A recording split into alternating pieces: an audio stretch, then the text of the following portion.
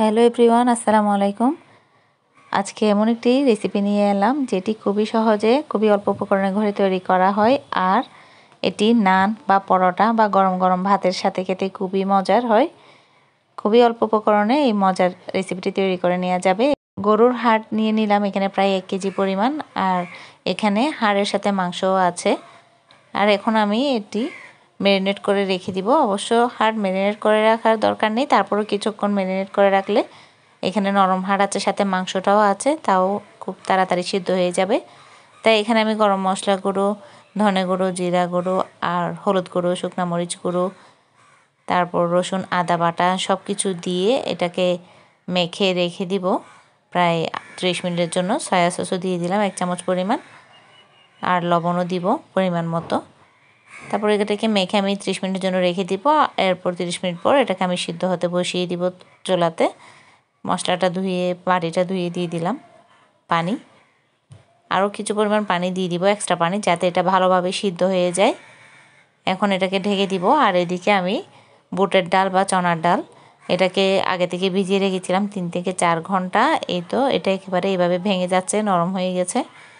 তারপরে এখন এখানে প্রায় 1/2 কেজি পরিমাণ বুটের ডাল আছে।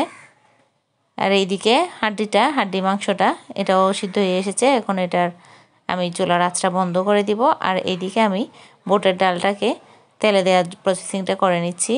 তেল দিয়ে এখানে পেঁয়াজ কুচি, তারপর তেজপাতা, দারচিনি, রসুন আদা বাটা সব কিছু দিয়ে ভালো করে কষিয়ে নিব। আর 1 চামচ পরিমাণ কাঁচামরিচ বাটা দিয়ে দিব, হলুদ গুঁড়ো, শুকনো মরিচ গুঁড়ো পরিমাণ মতো। একটু ঝাল ঝাল হলে এই তরকারিটি খুবই মজার হয়।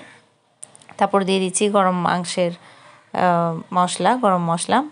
তারপর একটু পানি দিয়ে এটা যাতে পুড়ে না যায় এটাকে ভালোভাবে কষিয়ে নিব। আর সেই ভিজিয়ে রাখা বুটের ডালটি এখানে পরিষ্কার করে ধুয়ে এখানে দিয়ে দিলাম।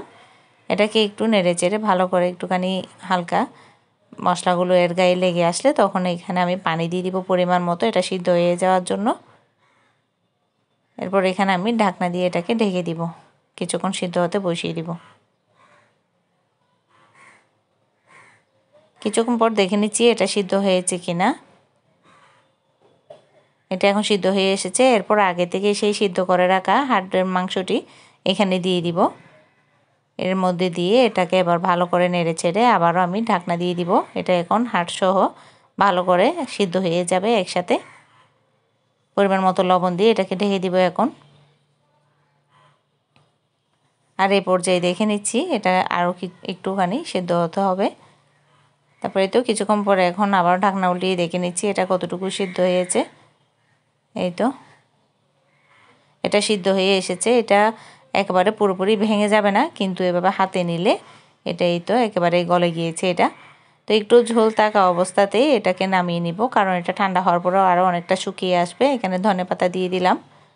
এই তো কিছুক্ষণ পর এটা এভাবেই শুকিয়ে এসেছে। কালারটাও খুব বেশি সুন্দর, মাশাআল্লাহ। খেতে তো আরও অনেক বেশি মজার হয়েছে এটি। পরোটা, গরম গরম পরোটা বা গরম নান আর গরম ভাতের সাথে খেতে দারুণ মজার এটি। বুটের ডালের সাথে গরুর হাড্ডি বা হাড্ডি মাংস খেতে দারুণ মজার। অবশ্যই একবার ঘরে ট্রাই করে দেখবেন। আজকের রেসিপিটি কেমন লেগেছে অবশ্যই জানাবেন। ভালো লাগলে একটা লাইক এবং কমেন্ট করে যাবেন। আজকের জন্য এই পর্যন্তই। আল্লাহ হাফেজ।